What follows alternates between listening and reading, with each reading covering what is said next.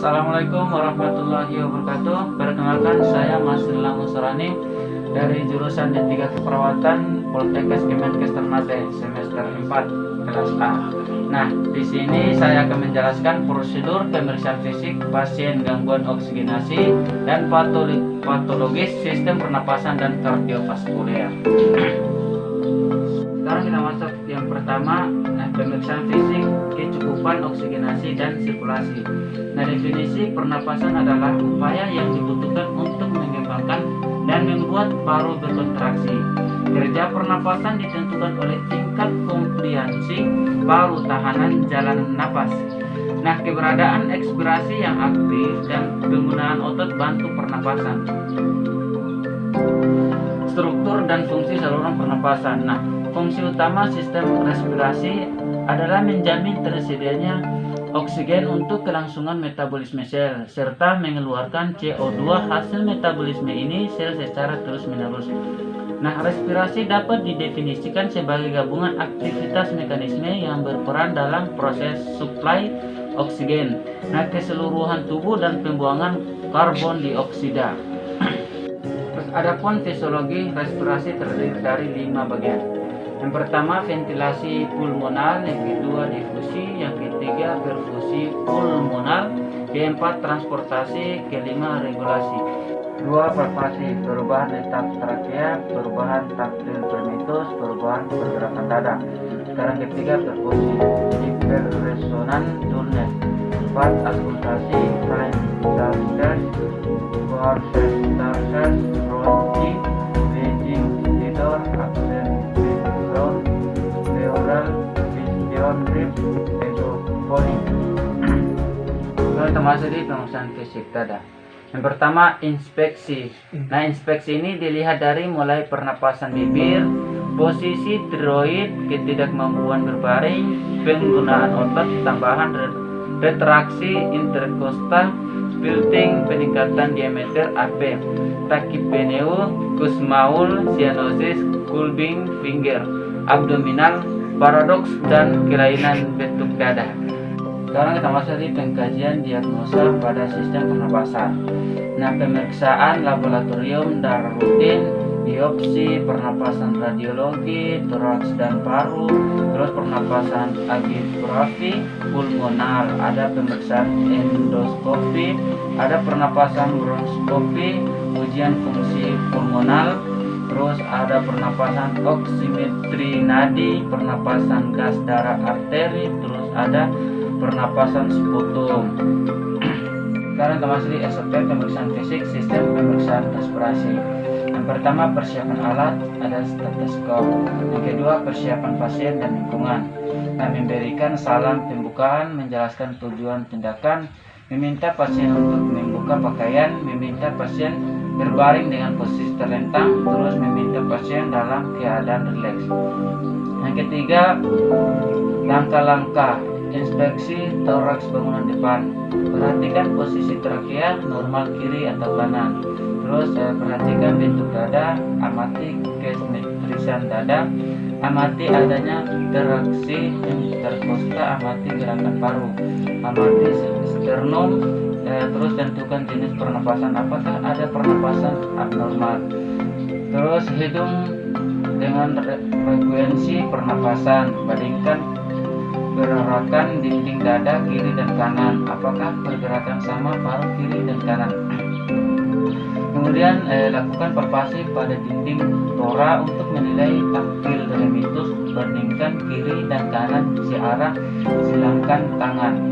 Nah, sekarang pemeriksaan, instruksikan pasien mengucapkan kata sambil sembilan. Nah, perkusi toa bagian depan, atur pasien dengan posisi supinasi.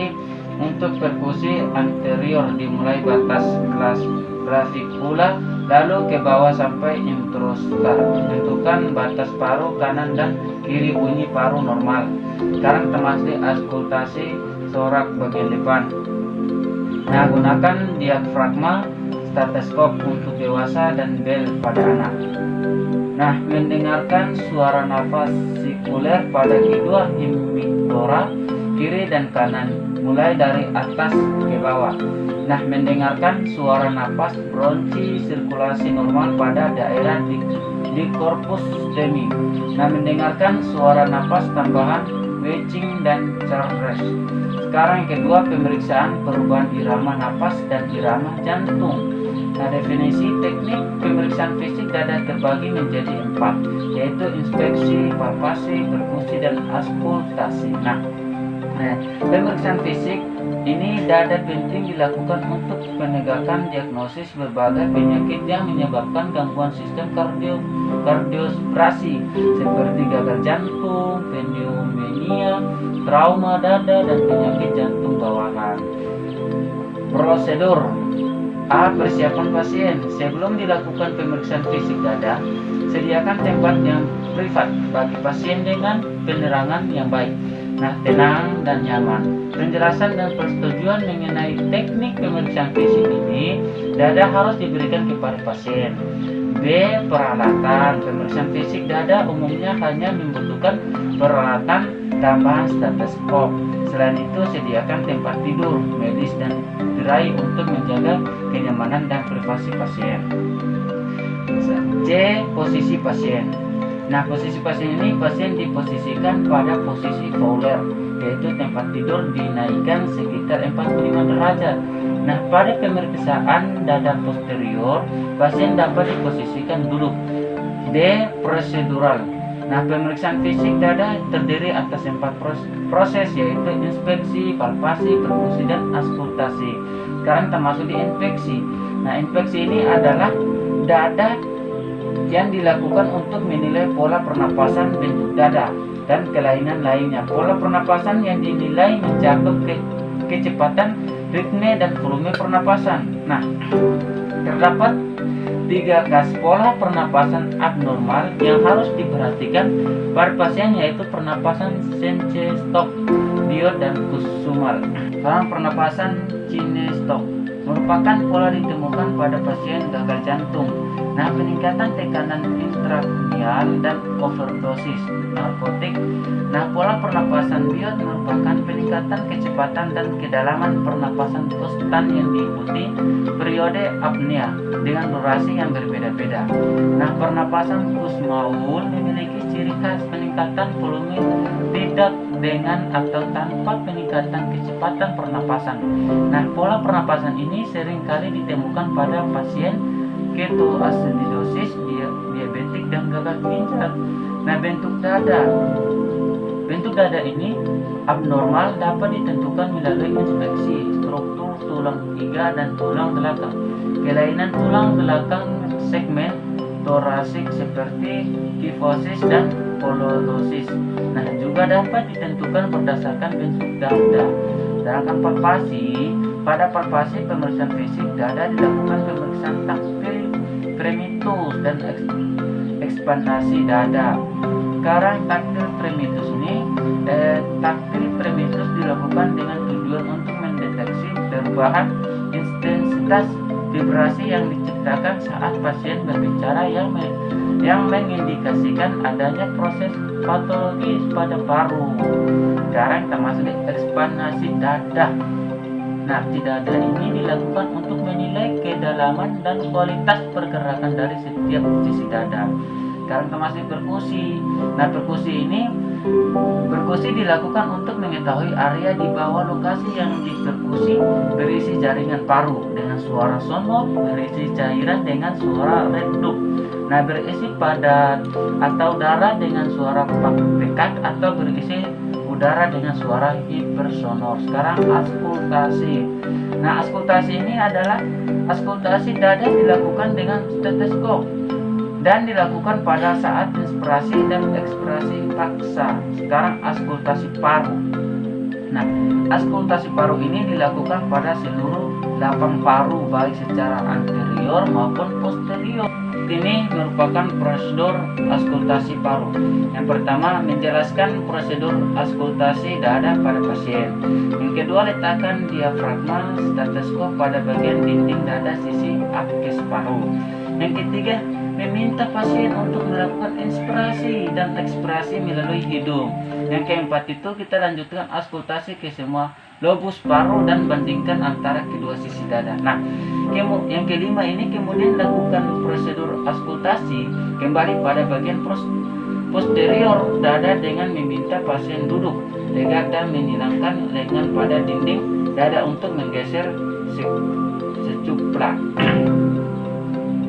Auskultasi jantung membutuhkan pendengaran yang baik dan kemampuan dalam membedakan kelainan suara yang tipis.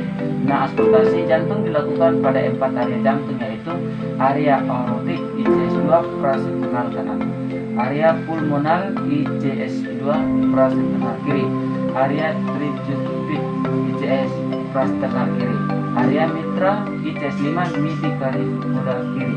Kalau yang termasuk ketiga, pemeriksaan bunyi nafas dan bunyi jantung. Yang pertama auskultasi jantung. Nah, pemeriksaan auskultasi jantung ini ada 3 bagian. Yang pertama bunyi jantung, yang kedua bising jantung, yang ketiga bisikan perikard. Yang kedua bunyi jantung. Nah, untuk mendengarkan bunyi jantung ini terbagi ada 6. Pertama, lokalisasi dan asal bunyi jantung. Yang kedua, menentukan bunyi jantung 1 dan 2. Yang ketiga, identitas bunyi jantung dan kualitasnya. Yang keempat, ada tidaknya bunyi jantung 3 dan bunyi jantung 4. Yang kelima, irama dan frekuensi bunyi jantung. Yang keenam, bunyi jantung lain yang menyertai bunyi jantung. Sekarang yang ketiga, suara napas. Yang pertama, vesikuler. Suara napas vesikuler terdengar di semua lapang paru yang normal, bersifat halus nada rendah, inspirasi lebih panjang dan ekspirasi. Yang kedua, bronkovesikuler terdengar di daerah percabangan bronkus dan trakea sekitar sternum dari regio interscapula maupun ICS 1 sampai 2. Nah, inspirasi sama panjang dengan ekspirasi. Yang ketiga, bronchial terdengar di cirah trakea dan suprasternal. Not bersifat kasar, nada tinggi, inspirasi lebih pendek atau ekspirasi. Sekarang suara tambahan. Pada pernapasan normal ini tidak ditemukan suara tambahan. Jika ditemukan suara tambahan, indikasi ada kelainan ataupun suara tambahan adalah yang pertama Aralex atau Pracles, yang kedua Ronchi, 3 Wheezing, 4 Pleural Freeton Group, yang kelima Vokal Resonansi. Mungkin saja yang perlu saya jelaskan tentang pemeriksaan fisik. Lebih dan kurangnya saya mohon maaf. Wassalamualaikum warahmatullahi wabarakatuh.